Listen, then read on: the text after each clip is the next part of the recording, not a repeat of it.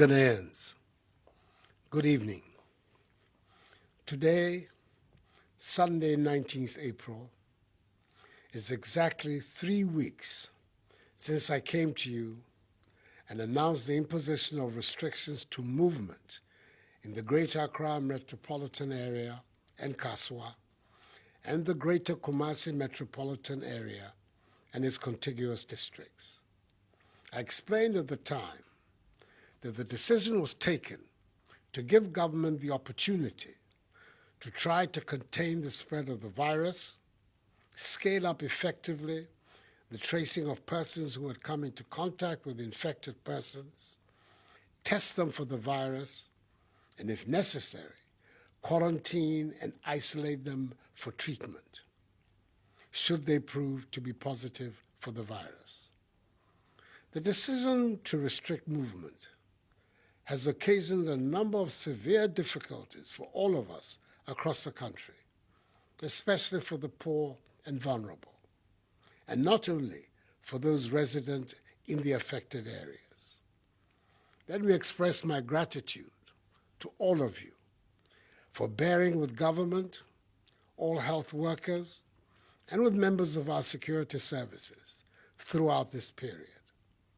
I requested all of us to sacrifice for our collective good, and we have been doing just that.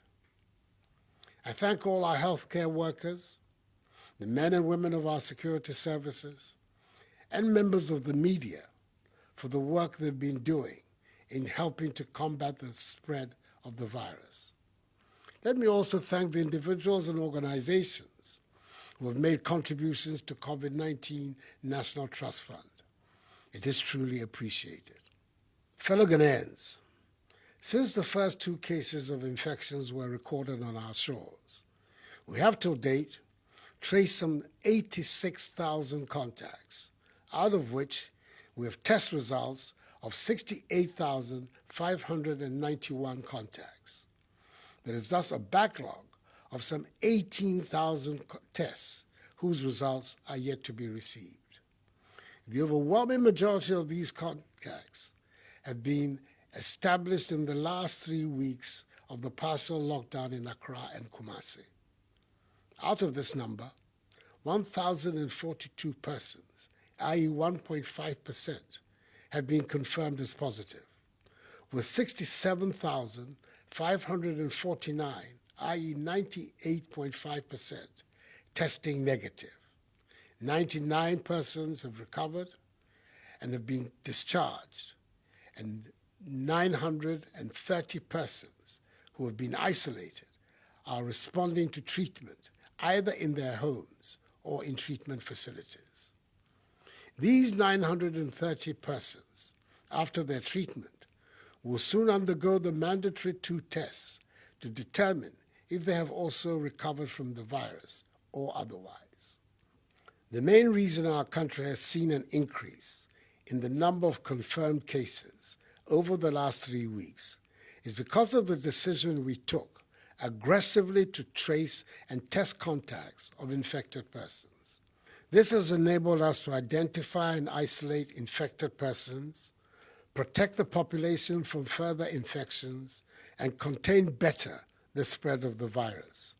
Indeed, Ghana is the only other country in Africa to have conducted more than 60,000 tests, and we are ranked number 1 in Africa in administering of tests per million people. The decision to impose restrictions on movement was backed by the data at hand, and our next course of action, again, is backed by data and by science. Indeed, all that government is doing is intended to achieve 5 key objectives: limit and stop the importation of the virus, contain its spread, provide adequate care for the sick, limit the impact of the virus on social and economic life, and inspire the expansion of our domestic capability and deepen our self-reliance. It is important to state at the very outset that scientists at the University of Ghana have successfully sequenced genomes of the virus responsible for the COVID-19 pandemic. obtaining important information about the genetic composition of viral strains in 15 of the confirmed cases in Ghana.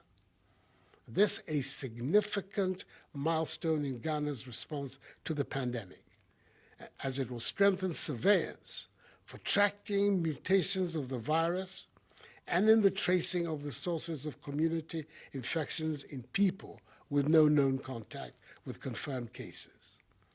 The Ghanaian scientific community is to be warmly applauded for this advance and contribution to global knowledge. Their work makes us proud to be Ghanaians, and who knows, God may work through them to discover a vaccine. What a triumph that would be. Indeed, the recent genomic characterization of African coronaviruses by our own scientists illustrates the need to establish the enabling framework for sustaining vaccine manufacturing in Africa. We must advance African-led partnerships to drive scientific innovations for the control of viral diseases by vaccination. Ghana, recognizing this critical public health tool, will support the African Vaccine Manufacturing Initiative, which is chaired by Noguchi's Professor William Ampofo, to promote the agenda for vaccine development and manufacturing in Africa by Africans for the world. Government has also introduced the use of drones to expedite the transportation of samples to laboratory centers. On Friday, 17th April, for example, 51 samples were delivered from the Ominako Drone Distribution Center to Noguchi. Furthermore, we're introducing rapid results testing to augment our surveillance and enhance contact tracing efforts so that we can quickly isolate and treat confirmed cases. From the 68,591 samples tested, we've been able to understand better the dynamism of the virus, mapped out its geographic footprint, and established current and potential hotspots. We've also been able to isolate and educate asymptomatic carriers and thereby help minimize the spread of the virus. So far, it has been established that the virus was imported into our midst from foreign shores and is being spread through person-to-person contact. The majority of persons infected in Ghana have mild to no symptoms at all, whilst a very small number have required hospital treatment, of which 9 persons with underlying ailments have died. Towards treatment, we've expanded and added to our network of COVID-19 treatment centers, with the Ghana East and Bank of Ghana hospitals being 100% dedicated to the fight. In addition, we have set aside separate COVID-19 treatment centers at the University of Ghana Medical School, Hospital, the Kolebu Teaching Hospital, Komfo-Anokye Teaching Hospital, Kumasi South Hospital, and in other designated regional and district hospitals. Last Friday, I was honored to do the virtual sod-cutting ceremony for the construction of a 100-bed infectious disease and isolation facility at the Ghana East Municipal Hospital, which is being funded through a public-private partnership under the leadership of the Ghana COVID-19 Private Sector Fund, and whose construction, with the assistance of the 48th Engineer Regiment of the Ghana Armed Forces, will be completed in 6 weeks. Members of the Private Sector Fund have indeed acted like citizens and not spectators in these testing times for our country, and their patriotism is to be loudly praised. We have also scaled up the domestic production of personal protective equipment, and our health care facilities so far have taken delivery of 14,550 scrubs, 11,900 gowns, 19,980 head covers, 263,281 nose masks, 13,002 N95 nose masks, 41,117 varying sizes of sanitizers have also been produced locally and delivered to our health facilities. The enhancement of our capacity to test has been made possible by the dedication of the expanded teams at Noguchi Memorial Institute for Medical Research, the Kumasi Center for Collaborative Research, and the National Public Health Reference Laboratory. Further, we're making significant investments in the laboratories of the Veterinary Laboratory, Accra, the Center for Scientific and Industrial Research Laboratory in Accra, the Police Hospital, the 37 Military Hospital, the University of Health and Allied Sciences in Ho, the Veterinary Services Department in Sekondi Takoradi, the Public Health Laboratory in Tamale, the War Memorial Hospital in Navrongo, and the Cape Coast Teaching Hospital, so they can also use PCR technology. We are recalibrating 100 regional and district tuberculosis gene expert laboratories across the country to help ensure that we have a minimum situation of one testing center per region. Fellow Ghanaians, in view of our ability to undertake aggressive contact tracing of infected persons, the enhancement of our capacity to test, the expansion in the numbers of our treatment and isolation centers, our better understanding of the dynamism of the virus, the ramping up of our domestic capacity to produce our own personal protective equipment, sanitizers, and medicine, the modest successes chalked in containing the spread of the virus in Accra and Kumasi, and the severe impact on the poor and vulnerable. I've taken the decision to lift the 3-week-old restriction on movements in the Greater Accra metropolitan area and Kaswa, and the Greater Kumasi metropolitan area and its contiguous districts, with effect from 1 a.m. on Monday, 20th April. In effect, tomorrow, we'll see the partial lockdown in Accra and Kumasi being lifted. I must make it clear at the outset that lifting these restrictions does not mean we're letting our guard down. All other measures are still firmly in place. For the avoidance of doubt, the earlier measures announced on Wednesday, 15th March, which have been extended, are still very much in force and have not been relaxed. I'm demanding even greater adherence to these measures. In here, I'm referring to the suspension of all public gatherings, including conferences, workshops, funerals, parties, nightclubs, drinking spots, beaches, festivals, political rallies, religious activities, and sporting events.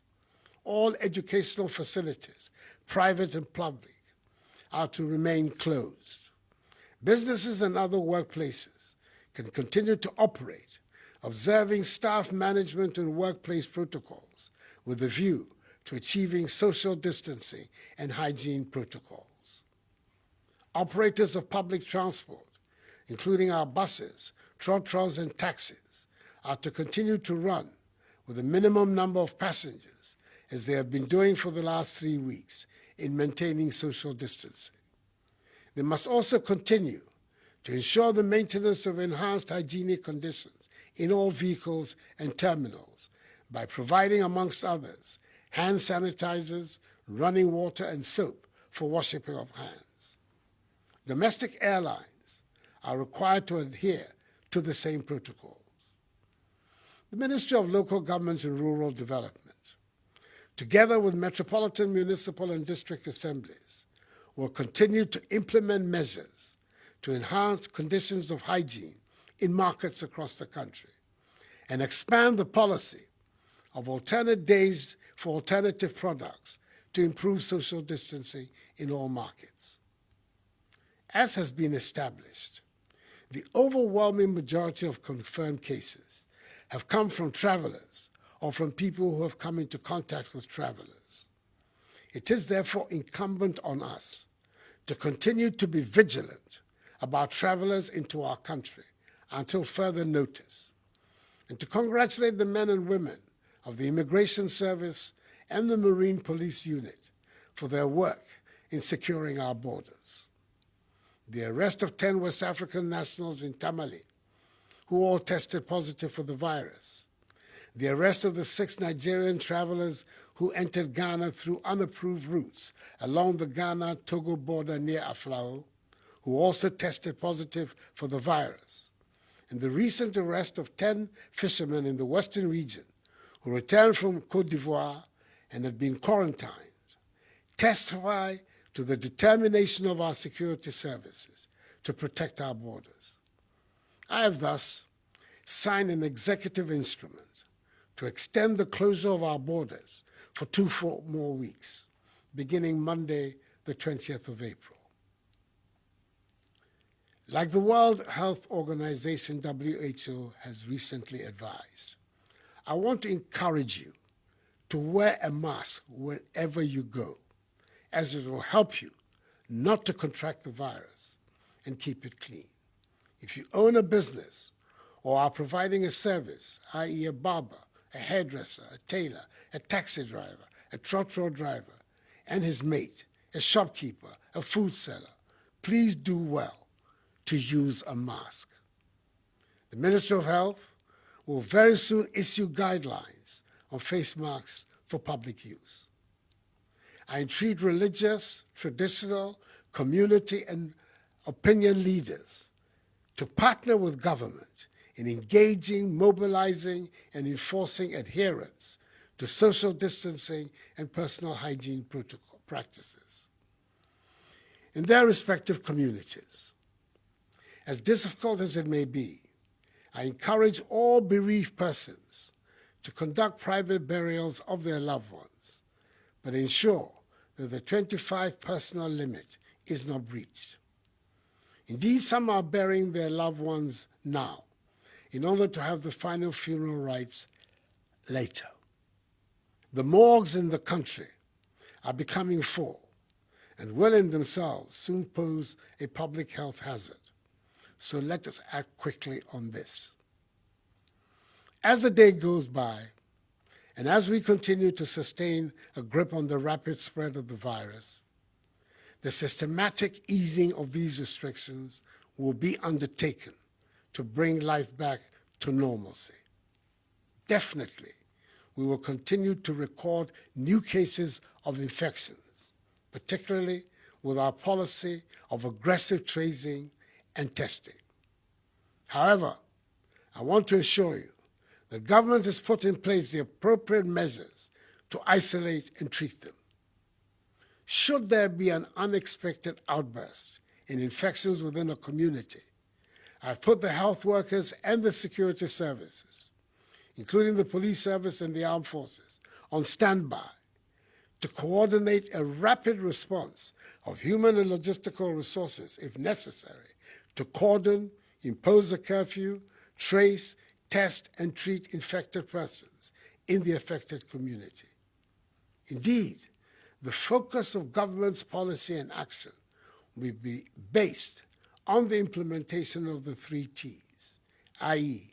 tracing, testing, and treating.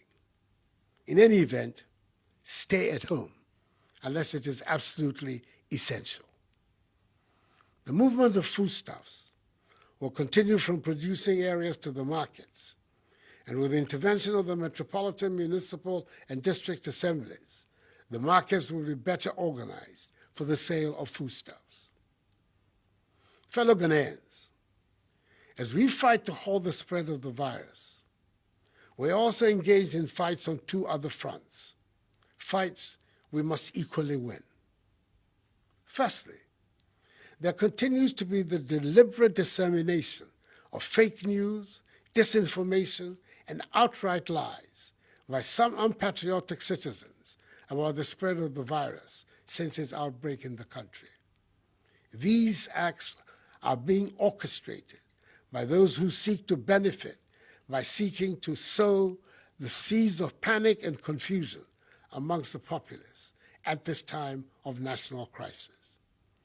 I have an unequivocal, unambiguous message for those involved in these despicable acts. Put an immediate stop to it, or be held accountable for your actions. Secondly, as been aptly stated by the Ghana Medical Association, being infected by the coronavirus is not necessarily a death sentence. I've noticed with great concern the stories of some persons who have recovered from the virus now being confronted with another problem, i.e. stigmatization. This is not right, as it will rather drive away people from getting screened, tested, and treated. The stigmatization of recovered persons must stop, because if the virus did not end their lives and livelihoods, the stigma from members of their communities should not. I know the effects of the measures to contain the virus have been difficult for many, and that is why I mandated the creation of the 1.2 billion CD Coronavirus Alleviation Program to support households and businesses.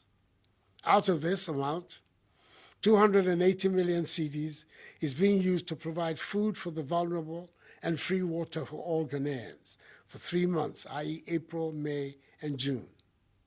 323 million cedis is being used to motivate our health workers, and 600 million cedis of assistance is being provided to micro, small, and medium-scale businesses. I expect disbursements of the 600 million cedis to start in May. Government is fully absorbing electricity bills for 1 million active Lifeline customers and is granting a 50% subsidy on electricity bills of all other customers using their March 2020 bill as their benchmark for the months of April, May, and June. In total, the relief on electricity will amount to some 1 billion cedis. Again, government through the Ministry of Gender, Children and Social Protection, the Ministry of Local Government and Rural Development, and the Ministry of Food and Agriculture through the National Buffer Stock Company, in collaboration with the MMDCs and the District Disaster Management Committees, has provided over 2.5 million cooked food packs to vulnerable persons in the affected districts of Accra and Kumasi. Dry food packs have also been distributed in collaboration with the faith-based organization to 450,000 families in the same areas as against the original target of 400,000. I express my profound gratitude to the private sector and faith-based organizations and traditional authorities for their support in this endeavor. I also commend highly the many individuals and private organizations who on their own organized hot meals and fed a number of vulnerable people within the restricted areas. To these individuals, I echo for being good neighbors to your fellow Ghanaians. As we continue to battle this pandemic, it is imperative we plan to restore Ghana onto a sound economic footing and create a path towards growth and transformation. The recent $1 billion United States dollar rapid credit facility, secured from the IMF without any precondition and approved by Parliament, will be used to help close the financing gap that has been created by the pandemic through shortfalls in revenues and additional expenditures. I welcome the 3 billion CD credit and stimulus package from the commercial banks with the support of the Bank of Ghana to revitalize industries, especially in the pharmaceutical, hospitality, service, and manufacturing sectors. The Minister for Finance, that hard-working, outstanding national treasurer, together with his counterpart in South Africa, as co-chairs of the Committee of African Finance Ministers, have been leading a Pan-African effort to bring debt relief to the continent in these difficult times.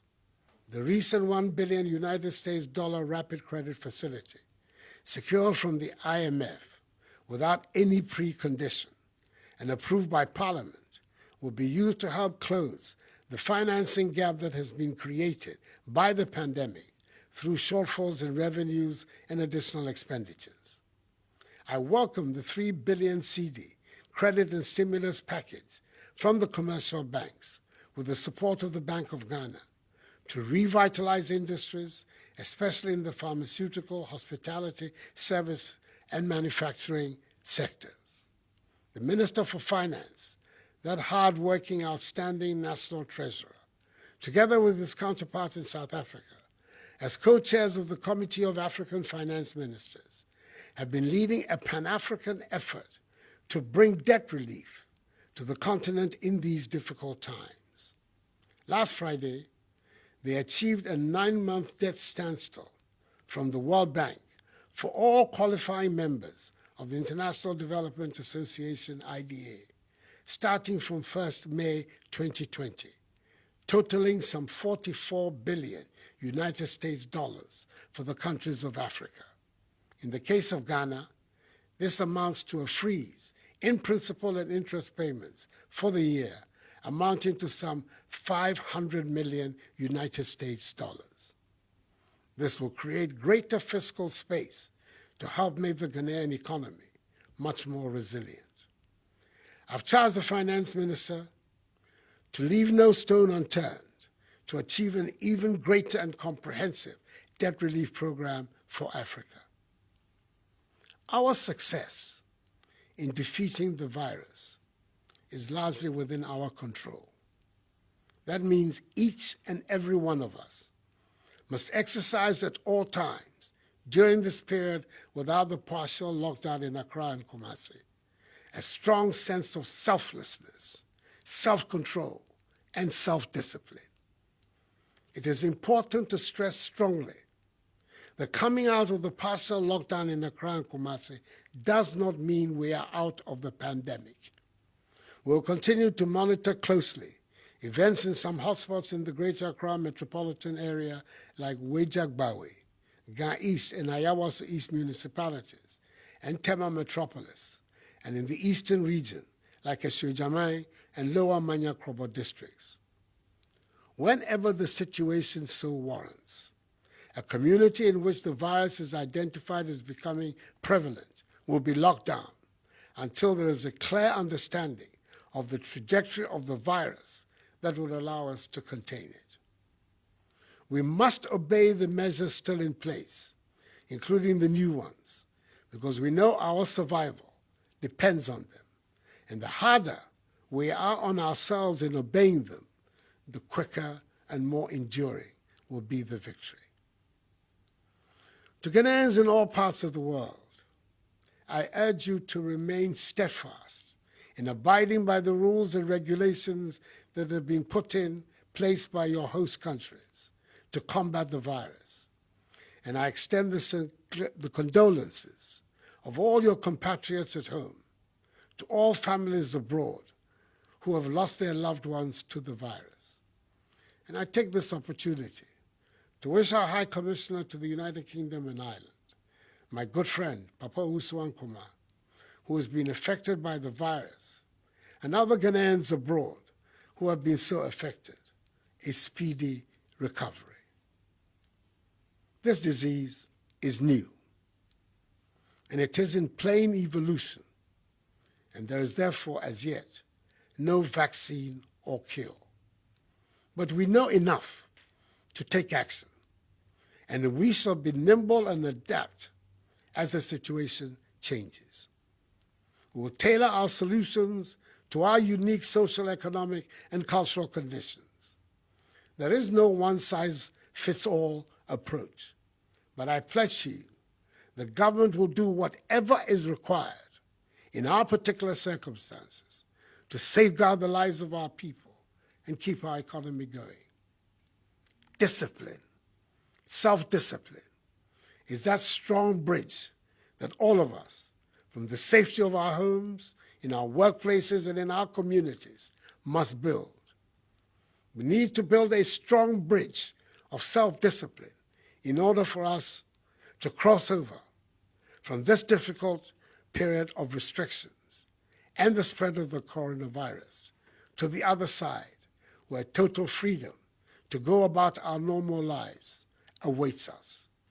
To defeat the virus and get there, we have to accept that we have to wash our hands, maintain good hygiene, refrain from shaking hands, wear our masks, and practice social discipline in all of our engagements.